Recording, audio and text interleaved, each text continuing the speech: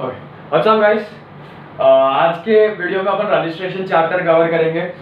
Easy chapter है, थोड़ा सा लेंथी है बट काफी इंपॉर्टेंट है from the examination point of view. इसमें से प्रैक्टिकल क्वेश्चन भी आ सकते हैं to calculate the turnover applicable for the registration, या इसमें से थियरी क्वेश्चन भी आ सकता है, लेकिन 1 से 2 क्वेश्चन मैंडेटरीली आएगा ही आएगा।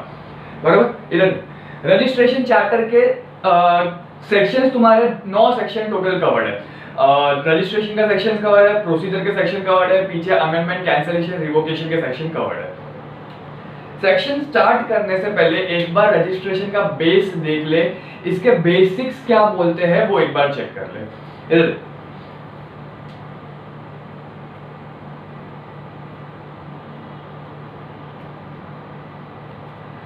इंपॉर्टेंट पॉइंट इसमें क्या है, registration basically is your first step towards GST compliant. अगर तुमको जीएसटी लॉज से कंप्लायंस करना है, ठीक है, अगर तुमको जीएसटी पे करना है, टैक्सेस कलेक्ट करना है, उसका आईटीसी लेना है, सेल्स करना है, परचेज करना है, जो भी है अंडर जीएसटी अगर तुमको कुछ करना है तो तुम्हें रजिस्ट्रेशन लेना पड़ेगा।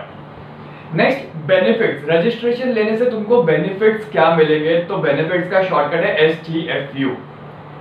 S stands for supplier, T stands for taxes, F stands for flow of credit and U stands for utilization of credit। देख, रजिस्ट्रेशन अगर तू लेगा ना जीएसटी में तो it recognises you as a legal supplier. तू legally supply as a supplier recognise हो जाता है। नेक्स्ट, अगर तू लीगली रिकॉग्नाइज हो गया एज अ सप्लायर तो तुझे ऑथराइजेशन मिल जाएगा टू कलेक्ट टैक्सेस एंड पे टैक्सेस टू गवर्नमेंट। अगर तू लीगली रिकॉग्नाइज नहीं है एज अ सप्लायर तो तू रेसिपिएंट से टैक्सेस कलेक्ट नहीं कर सकता। तू अगर टैक्सेस कलेक्ट कर रहा है तो साइमल्टेनियसली तू उसका आईटीसी अवेल कर सकता है एंड यूटिलाइज भी कर सकता है। ठीक है, तू आईटीसी अवेल कर रहा है, यूटिलाइज कर रहा है, मतलब क्या कि तू क्रेडिट पास कर रहा है, तो that comes under seamless flow of ITC. समझा? तो इसका बेनिफिट्स क्या है, रजिस्ट्रेशन लेने का बेनिफिट क्या है? STFU पहला, सप्लायर दूसरा, टैक्सेस तीसरा, फ्लो ऑफ आईटीसी एंड चौथा utilization of ITC. Next, registration तुम्हारा जीएसटी में स्टेट वाइज होगा। इसमें सेंट्रलाइज्ड रजिस्ट्रेशन का कॉन्सेप्ट नहीं है, unlike your previous laws. Service tax में, एक्साइज में, सेनवेट में, सब में सेंट्रलाइज्ड रजिस्ट्रेशन का कॉन्सेप्ट था। इसमें ऐसा नहीं है। अगर तू महाराष्ट्र में सप्लाई कर रहा है तो तुझे महाराष्ट्र का रजिस्ट्रेशन लेना पड़ेगा। अगर तू गुजरात जाके सप्लाई कर रहा है तो तुझे महाराष्ट्र गुजरात दोनों का रजिस्ट्रेशन लेना पड़ेगा। अगर महाराष्ट्र गुजरात के अलावा तू कर्नाटका में सप्लाई कर रहा है तो तुझे कर्नाटका का भी अलग से रजिस्ट्रेशन लेना पड़ेगा। मैंडेटरीली स्टेट वाइज रजिस्ट्रेशन है। There is no such concept of centralised registration. Centralised registration मतलब one registration applicable to all over India नहीं है, ऐसा जीएसटी में नहीं है। नेक्स्ट, तुम्हें रजिस्ट्रेशन कब लेना है? Only when you are supplying taxable supplies. अगर तू एग्जाम एक्सक्लूसिवली एग्जाम या नॉन एग्जाम सप्लाईज कर रहा है तो तुझे रजिस्ट्रेशन लेने की जरूरत नहीं है, अपन आगे सेक्शन 23 में देखेंगे। लेकिन अगर तू taxable as well as non taxable supplies कर रहा है तो तुझे रजिस्ट्रेशन लेने की जरूरत है, subject to section 22। Clear? Next, registration जो तू जीएसटी में ले रहा है ना, that will be your PAN based registration. तू मुंबई का रजिस्ट्रेशन ले, तेरा पैन लगेगा। तू मुंबई और गुजरात का रजिस्ट्रेशन ले, तेरा पैन लगेगा। तू मुंबई, गुजरात, कर्नाटका का रजिस्ट्रेशन ले, तेरा पैन लगेगा। It is a pan based registration. एक आदमी के मल्टीपल पैन नहीं हो सकते, मल्टीपल पैन नंबर नहीं हो सकते, लेकिन उसी आदमी के मल्टीपल जीएसटी रजिस्ट्रेशन नंबर हो सकते हैं। ठीक है? नेक्स्ट, जीएसटी तेरा टैक्स स्पेसिफिक नहीं है। जीएसटी तेरा टैक्स स्पेसिफिक नहीं है। टैक्स स्पेसिफिक मतलब तुझे सीजीएसटी के लिए अलग जीएसटी नंबर, एसजीएसटी के लिए अलग, यूटीजीएसटी के लिए अलग और आईजीएसटी के लिए अलग जीएसटी नंबर लेने की जरूरत नहीं है। सारे के सारे टैक्सेस के लिए सिंगल रजिस्ट्रेशन काफी है। It is your state specific registration. State wise registration लेना है, टैक्स वाइज नहीं। और लास्ट, कौन कौन से सेक्शंस कवर्ड है? Section 22, 23, 24, 22 stands for turnover based, 23 stands for person exempt from taking registration, 24 stands for person mandatorily required registration, 25, 26, 27 तेरा procedure है। ठीक है, 27 में सीटीबी एनआरटीबी के लिए अलग प्रोसीजर है। 28 is for amendment of registration, 29 is for cancellation of registration and 30 is for revocation of cancellation of registration. समझ में आया? क्लियर है? एक बार वीडियो पॉज कर और अगर चाहिए तो इंपॉर्टेंट पॉइंटर्स उतार ले एक बार अपने बुक में। ये एमसीक्यू पॉइंट ऑफ व्यू से इंपॉर्टेंट है, एमसीक्यूज में आ सकता है। बेनिफिट्स ऑफ रजिस्ट्रेशन तुझे थियरी में पूछ सकते हैं। वीडियो को पॉज करके एक बार इसको उतार ले फटाफट, फिर अपन सेक्शन 22, 23, 24 स्टार्ट करते हैं।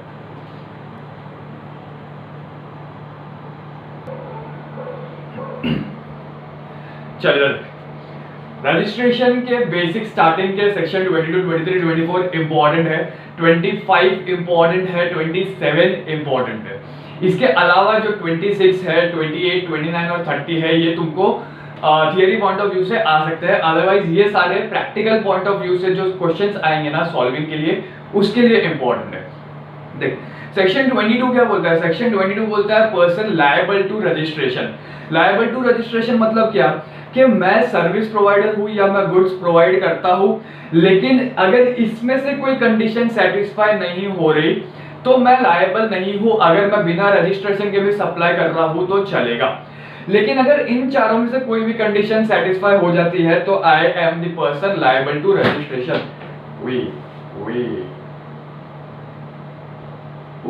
चल, इधर सबसे पहला क्या है? Turnover based. टर्नओवर बेस्ड मतलब क्या? मैं सप्लायर हूं, अगर मैं सेल्स कर रहा हूं, ठीक है, मैं एमएमटी नागालैंड, मणिपुर, मेघालय, त्रिपुरा, नागालैंड, अगर मैं एमएमटी नागालैंड से सप्लाई करता हूं एंड मेरा टर्नओवर पूरे साल का एग्रीगेट टर्नओवर 10 लाख से एक्सीड करता है तो I become liable to registration. मुझे रजिस्ट्रेशन लेना पड़ेगा, both for goods and services. Next, अगर मैं अदर देन एमएमटी नागालैंड से सप्लाई करता हूं ईदर गुड्स एंड और सर्विसेज, तो मुझे मेरा टर्नओवर अगर 20 लाख से एक्सीड करता है तो मुझे रजिस्ट्रेशन लेना पड़ेगा। एंड लास्ट, अगर मैं खाली गुड्स सप्लाई कर रहा हूं, if I am the supplier of only goods, exclusively goods from other states other than MMT Nagaland, and अगर मेरा टर्नओवर 40 लाख से एक्सीड करता है तो मुझे रजिस्ट्रेशन लेना पड़ेगा। देख, इन तीनों के बीच का सिंप्लीफिकेशन सब, अगर तुझे क्वेश्चन में एमएमटी नागालैंड दिखता है एंड अगर तू वहां से टैक्सेबल सप्लाई कर रहा है तो आंख बंद करके तेरा लिमिट 10 लाख होगा, इररिस्पेक्टिव तू गुड्स सप्लाई कर रहा है कि सर्विस सप्लाई कर रहा है। एक्सक्लूसिवली गुड्स सप्लाई कर रहा है एमएमटी नागालैंड से तो भी 10 लाख लगेगा, एक्सक्लूसिवली सर्विस सप्लाई कर रहा है एमएमटी नागालैंड से तो भी 10 लाख लगेगा, बराबर। दोनों गुड्स और सर्विसेज सप्लाई कर रहा है तो भी 10 लाख लगेगा। एग्जाम सप्लाई कर रहा है तो तू सेक्शन 23 में आ जाएगा, अदरवाइज 10 लाख लगेगा। नेक्स्ट, तू अदर देन एमएमटी नागालैंड से गुड्स एक्सक्लूसिवली गुड्स सप्लाई करता है तो 40 लाख का लिमिट लग जाएगा, एक्सक्लूसिवली सर्विसेज सप्लाई करता है तो 20 लाख का लिमिट लग जाएगा, गुड्स एंड सर्विसेज दोनों सप्लाई करेगा तो भी 20 लाख का लिमिट लगेगा। क्लियर है? इसके बाद प्रीवियस लॉस, अगर तू प्रीवियस लॉ में रजिस्टर्ड था, मतलब अगर तूने सर्विस टैक्स में रजिस्ट्रेशन लिया हुआ था या एक्साइज में रजिस्ट्रेशन लिया हुआ था या वैट सीएसटी में रजिस्ट्रेशन लिया हुआ था, तो जीएसटी के आने से जो कन्वर्जन है तुझे बाय डिफॉल्ट जीएसटी में रजिस्ट्रेशन लेना पड़ेगा। समझ में आया? नेक्स्ट, गोइंग कंसर्न, अगर तू तेरा business as a going concern किसी दूसरे बंदे को ट्रांसफर करता है, जिसको अपन सक्सेसर बोलते हैं, तो उस सक्सेसर को, वो सामने वाले बंदे को जिसको तूने ट्रांसफर किया है, उसको रजिस्ट्रेशन लेना पड़ेगा। लास्ट, अमालगमेशन डीमर्जर का केस, अगर तेरा कंपनी अमालगमेट हो रहा है या डीमर्ज हो रहा है तो जो न्यू कंपनी है या जो रिजल्टिंग कंपनी है उसको रजिस्ट्रेशन लेना पड़ेगा। समझ में आया? ठीक है, तो सेक्शन 22, अगर तू क्वेश्चन में देखता है सेक्शन 22 में 4 पॉइंट है। सबसे पहला पर्सन लायबल, सेक्शन 22 बोलता है पर्सन लायबल टू रजिस्ट्रेशन, उसके अंदर 4 पॉइंट है। Turnover based, more than 10 lakh MMT Nagaland, more than 20 lakhs other than MMT Nagaland for both goods as well as services, more than 40 lakhs other than MMT Nagaland exclusively goods। ये हो गया first point, turnover based. Second point है तेरा previous law, अगर तू previous law में registered था तो तुझे बाय डिफॉल्ट जीएसटी में रजिस्ट्रेशन लेना पड़ेगा। थर्ड पॉइंट आता है तेरा गोइंग कंसर्न। अगर तू तेरा business as a going concern किसी को ट्रांसफर करता है तो जिसको तू ट्रांसफर कर रहा है वो सामने वाले बंदे को रजिस्ट्रेशन लेना पड़ेगा under section 22। And last point आता है अमालगमेशन डीमर्जर। अमालगमेशन डीमर्जर के केस में जो तेरा न्यू कंपनी है या जो रिजल्टिंग कंपनी है उसको रजिस्ट्रेशन लेना पड़ेगा। I will suggest registration chapter के जो ये बेसिक सेक्शन 22, 23, 24, 25, 27 ये 5 सेक्शन तुम याद रखना। सेक्शन लिखोगे इंपैक्ट पड़ेगा। सेक्शन के मार्क्स नहीं मिलते ऐसा इंस्टीट्यूट बोलता है, but I guess to some extent it affects your scoring. जहां सामने वाला बंदा जहां तुम्हें चेकर खाली 4 में से 2 देने वाला होता है, सेक्शन देख के पॉसिबल है वो तुम्हें 2.5 या 3 दे दे, and even you know every single mark counts. ठीक है, तो आई सजेस्ट अगर तुमको सेक्शन याद है 110% याद है तो ही लिखना। 99% भी नहीं, 100% भी नहीं, 110% अगर शॉर्ट हो तो ही सेक्शन लिखना। क्यों? सेक्शन लिखने के कहीं ना कहीं पे मार्क्स मिल सकते हैं, लेकिन सेक्शन गलत लिखा ना तो डेफिनेटली मार्क्स कटेंगे। समझ में आया? चल, सेक्शन 22 क्लियर है। सेक्शन 22 4 पॉइंट है। पर्सनल लायबिलिटी रजिस्ट्रेशन में turnover based, previous law, going concern and amalgamation demerger. Section 23 बोलता है person exempt from registration. Exempt from registration मतलब क्या? सेक्शन 23 में अगर तू कवर्ड है ना तो तुझे रजिस्ट्रेशन लेने की जरूरत नहीं है। देख सेक्शन 22 क्या बोलता है, सेक्शन 23 क्या बोलता है? एक्सक्लूसिवली नॉन टैक्सेबल या एग्जेम्प्ट सप्लाई। अगर मैं किसी स्टेट से एक्सक्लूसिवली नॉन टैक्सेबल या एग्जेम्प्ट सप्लाई करता हूं तो मुझे रजिस्ट्रेशन लेने की जरूरत नहीं है। अभी है ना सेक्शन 22 टर्नओवर बेस्ड, और इसका एक एग्जांपल है। मैं है ना नागालैंड में सप्लाई कर रहा हूं और मैं सप्लाई कर रहा हूं महाराष्ट्र से। नागालैंड से मैं सप्लाई करता हूं पेट्रोल, महाराष्ट्र से मैं सप्लाई करता हूं टॉयज। बराबर? अभी इधर देख, मुझे बता मेरा टर्नओवर लिमिट या मुझे रजिस्ट्रेशन मैंडेटरीली लेना है, नहीं लेना है, लेना है तो कब लेना है, कैसे लेना है।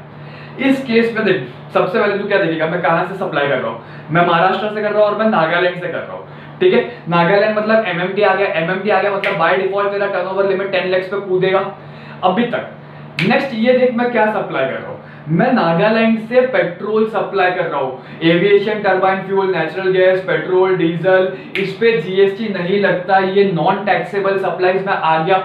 अगर नॉन टैक्सेबल सप्लाईज में आ गया मतलब मुझे नागालैंड में रजिस्ट्रेशन लेने की जरूरत नहीं है। क्यों? Because it is state wise registration. एक स्टेट से अगर मैं नॉन टैक्सेबल सप्लाई कर रहा हूं तो मुझे उस स्टेट में रजिस्ट्रेशन लेने की जरूरत नहीं है। तो नागालैंड अगर मेरा पिक्चर से निकल गया तो बचा क्या? महाराष्ट्र बचा। अगर महाराष्ट्र बचा तो अगेन कहां पर आ जाएगा? मैं टॉयज सप्लाई कर रहा हूं, टॉयज मेरा गुड्स में आ जाएगा, registration limit will be 40 lakh. Procedure समझा? तुझे क्वेश्चन कैसे अडैप्ट करना है, line to line, word to word पढ़ना है, वर्ड टू वर्ड पे तेरा प्रोविजन चेंज होता जाएगा। पहला लाइन अपन ने देखा नागालैंड और महाराष्ट्र था, नागालैंड दिमाग में आया तो 10 लाख पे आ गए अपन। सेकंड अपन ने देखा नागालैंड से मैं एग्जाम सप्लाई कर रहा हूं तो सेक्शन 23 पे आ गए, 23 पे आ गए तो नागालैंड हट गया, नागालैंड हट गया तो खाली महाराष्ट्र बचा, खाली महाराष्ट्र बचा तो अगेन 10 लाख से 40 लाख पे आ गए। समझा कैसे जा रहे हैं अपन? ठीक है, नेक्स्ट है एग्रीकल्चरिस्ट। अगर मैं एग्रीकल्चरिस्ट हूं और मैं प्राइमरी मार्केट में अपने प्रोड्यूस, मेरे लैंड पे जो उगाए है वो प्रोड्यूस बेच रहा हूं प्राइमरी मार्केट में, तो मुझे रजिस्ट्रेशन लेने की जरूरत नहीं है। फॉर एग्जांपल एग्रीकल्चरिस्ट, ठीक है, मैंने आलू उगाया बरोबर, और आलू अगर मैं मार्केट में बेच रहा हूं तो मुझे रजिस्ट्रेशन लेने की जरूरत नहीं है।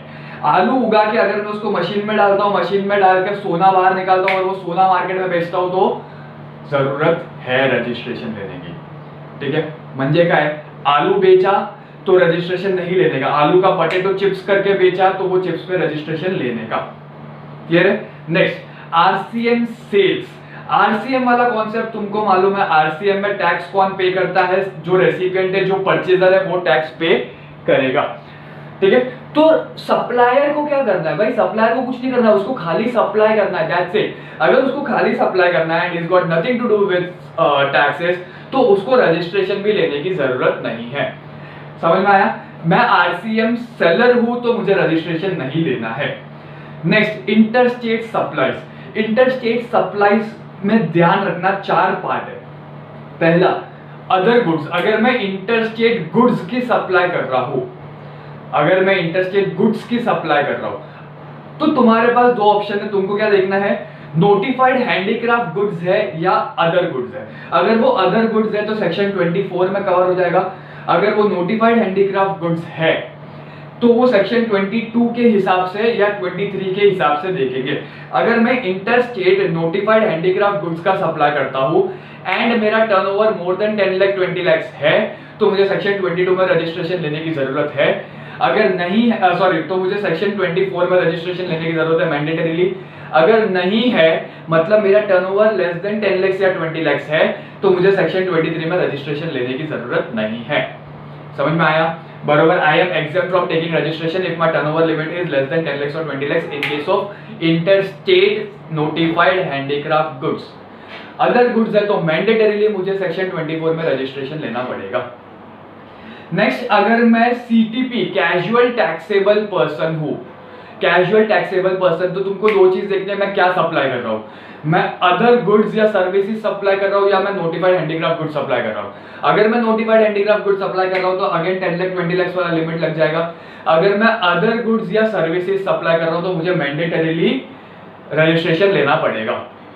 नेक्स्ट, सर्विसेज, अगर मैं सर्विसेज सप्लाई कर रहा हूं इंटर स्टेट सर्विसेज, ठीक है, तो अगेन 10 लाख 20 लाख वाला लिमिट एप्लीकेबल हो जाएगा। अगर मेरा turnover less than equal to 10 lakh या 20 लाख है तो मुझे रजिस्ट्रेशन लेने की जरूरत नहीं है। अगर मेरा turnover more than 10 lakh 20 lakh है तो इन केस ऑफ इंटरस्टेट सप्लाईज मुझे रजिस्ट्रेशन लेना पड़ेगा। समझ में आया? और लास्ट, कमीशन एजेंट, अगर मैं एग्रीकल्चरल प्रोड्यूस का एजेंट हूं तो मुझे रजिस्ट्रेशन लेने की जरूरत नहीं है। बेसिकली ये क्या बोलता है that if I am an agent of any supplies that is exempt from tax तो मुझे रजिस्ट्रेशन लेने की जरूरत नहीं है। मुझे रजिस्ट्रेशन कब लेना है? when my principal is supplying taxable supplies and my principal is registered। अगर मेरा प्रिंसिपल रजिस्टर्ड नहीं है तो एजेंट को भी रजिस्ट्रेशन लेने की जरूरत नहीं है, ठीक है। अगर मेरा प्रिंसिपल एग्जेम्प्ट सप्लाईज कर रहा है तो उस सप्लाई के लिए एजेंट को रजिस्ट्रेशन लेने की जरूरत नहीं है। एजेंट कब रजिस्ट्रेशन लेगा? When principal is taxable person and he supplying taxable supplies. समझ में आया? Section 23 person exempt from tax. Exempt from tax में कौन कौन है? सबसे पहला एक्सक्लूसिवली नॉन टैक्सेबल या exempt supplies. Second, agriculturist, agriculturist आ गया तो नीचे commission agent in case of agricultural produce. Third तेरा आरसीएम सेल्स आ गया। Fourth, interstate supplies. Interstate supplies में सेक्शन 23 में कौन कवर होगा? जो नोटिफाइड हैंडीक्राफ्ट गुड्स दे रहा है, या सीटीपी जो नोटिफाइड हैंडीक्राफ्ट गुड्स की सप्लाई कर रहा है, या सर्विसेज जिसका turnover less than equal to 10 lakh 20 lakh है। ठीक है, समझ में आया? अदर गुड्स है तो 24 में कवर हो गया। सीटीपी अदर गुड्स है तो 24 में कवर हो गया। सीटीपी नोटिफाइड हैंडीक्राफ्ट गुड्स या नोटिफाइड हैंडीक्राफ्ट गुड्स या सर्विसेज जिसका turnover more than 10 lakh 20 lakh है तो 24 में कवर हो गया। समझ में आया? ठीक है, क्लियर है सेक्शन 23। Next section 24। सेक्शन 24 बोलता है मैंडेटरी रजिस्ट्रेशन। मैंडेटरी रजिस्ट्रेशन मतलब क्या? अगर मैं उसको 1 रुपए का भी सेल करूंगा ना तो मुझे रजिस्ट्रेशन लेना पड़ेगा, irrespective of turnover, irrespective of what section 22 and section 23 says. Not section 23 but irrespective of what section 22(1) says. ठीक है, अगर मेरा रजिस्ट्रेशन लिमिट एक्सीड होता है 10 लाख 20 लाख, अगर मेरा टर्नओवर लिमिट एक्सीड होता है 10 लाख 20 लाख तो मुझे 22 में रजिस्ट्रेशन लेना है। 24 क्या बोलता है? तेल लगाने गया तुम्हारा टर्नओवर, अगर तुम इनमें से कोई हो ना तो तुमको रजिस्ट्रेशन लेना पड़ेगा मैंडेटरीली, अगर तुम 1 रुपए का भी सेल करते हो तो। अभी देख सेक्शन 24 में कौन कौन कवर्ड है। सबसे पहला इंटरस्टेट गुड्स यहां पर हो गया, other goods other than notified handicraft goods. Next, interstate services notified handicraft goods या CTP of notified handicraft goods जिसका टर्नओवर एक्सीड करता है 10 लाख 20 लाख। ठीक है, next CTP other than notified handicraft goods. अगर मैं सीटीपी ऑफ अदर गुड्स हूं या सर्विसेज हूं तो इररिस्पेक्टिव ऑफ टर्नओवर मुझे रजिस्ट्रेशन लेना पड़ेगा। Next, NRDP non resident taxable person हूं तो मुझे रजिस्ट्रेशन लेना है। अगर मैं इनपुट सर्विस डिस्ट्रीब्यूटर हूं तो मुझे मैंडेटरी रजिस्ट्रेशन लेना है। अगर मैं टीडीएस डिडक्टर हूं या टीसीएस कलेक्टर हूं तो मुझे मैंडेटरी रजिस्ट्रेशन लेना है। ओआईडीआर सर्विस प्रोवाइडर हूं तो मुझे मैंडेटरी रजिस्ट्रेशन लेना है। आरसीएम सेल्स वाला is exempt, seller is exempt from registration, therefore RCM में जो परचेज करेगा ना इररिस्पेक्टिव ऑफ इट्स लिमिट उसको मैंडेटरी रजिस्ट्रेशन लेना पड़ेगा। ठीक है, रेसिपिएंट को मैंडेटरी रजिस्ट्रेशन लेना है। क्यों? Because under RCM recipient is liable to pay taxes. Next, अगर मैं इलेक्ट्रॉनिक कॉमर्स ऑपरेटर हूँ तो मुझे रजिस्ट्रेशन लेना है। अगर मैं कोई सप्लायर हूँ जो ईसीओ के थ्रू सप्लाई कर रहा है तो मुझे रजिस्ट्रेशन लेना है। फॉर एग्जाम्पल, ईसीओ है अमेजॉन, मैं रिबॉक हूँ, ठीक है, रिबॉक कंपनी, ईसीओ अमेजॉन है और सामने रेसिपिएंट है। रेसिपिएंट क्या करता है, ईसीओ पे जाता है, अमेजॉन पे जाएगा, टक टक टक टक टक रिबॉक के एक जूते ऑर्डर करेगा, ठीक है। रिबॉक वाला क्या करेगा, ईसीओ को वो जूते देगा, ईसीओ अमेजॉन आगे रेसिपिएंट को जूते देगा। तो इस केस में ईसीओ कौन है, अमेजॉन, तो अमेजॉन को तो रजिस्ट्रेशन लेना ही है। सप्लायर सप्लाइंग थ्रू ईसीओ मतलब रिबॉक जो ईसीओ के थ्रू रेसिपिएंट को दे रहा है ना, तो रिबॉक को भी मैंडेटरी रजिस्ट्रेशन लेना पड़ेगा। समझ में आया? और last, notified person, any person notified by government shall have to take mandatory registration under section 24। Clear है? एक बार वीडियो को पॉज कर और इसको फटाफट उतार ले।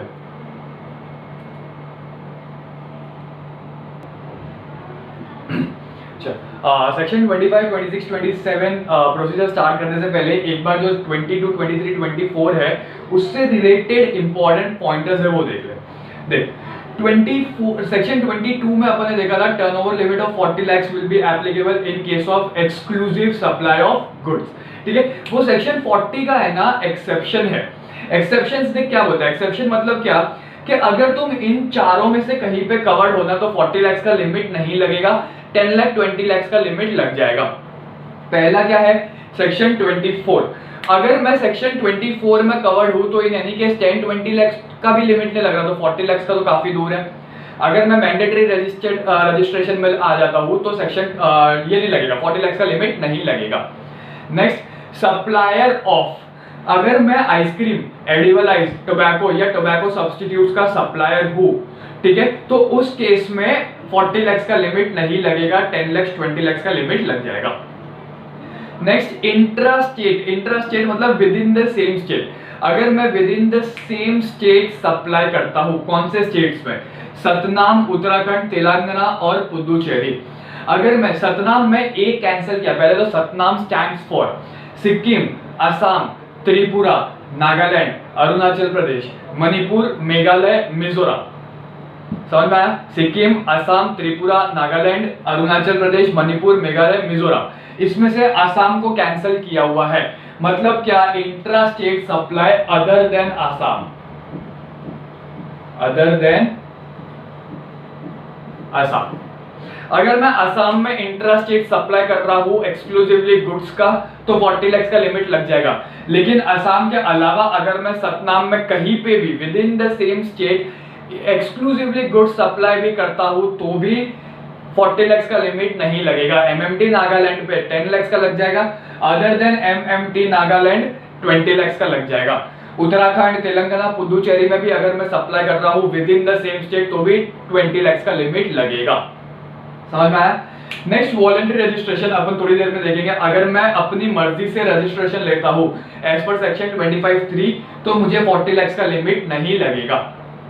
समझ में आया? तो 40 लाख का लिमिट, 4 केस, 40 लाख का लिमिट पहले तो लगता कब है, only when I am supplying exclusively goods from other than MMT Nagaland.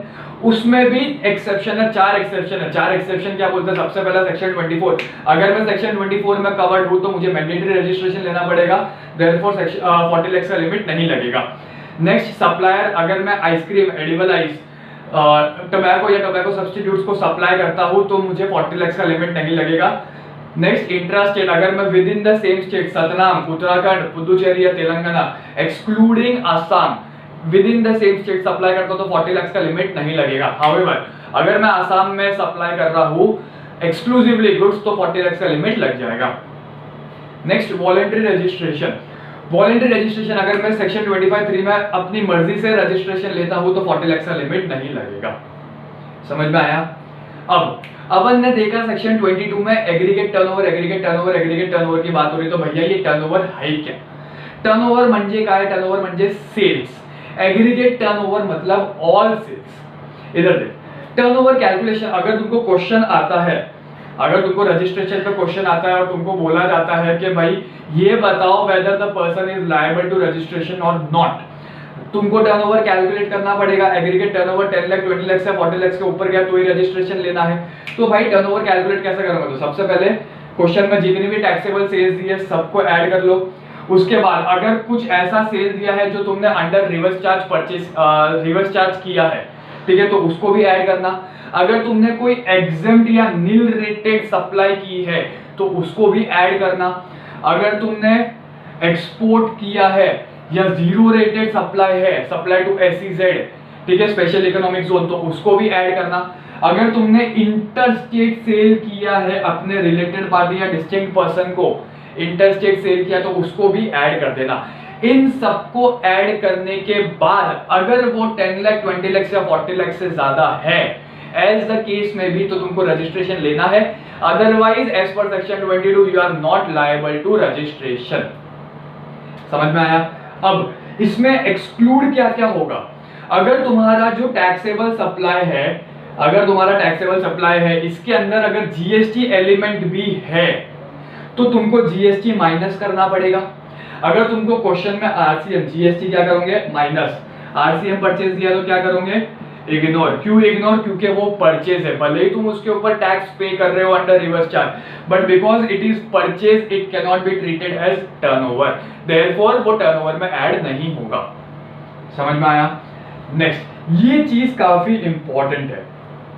Question में दो चीज हो सकती है। सबसे पहले तुमको बोला होगा कि भाई पहले तो ये बता कि मैं लायबल हूं कि नहीं हूं रजिस्ट्रेशन के लिए।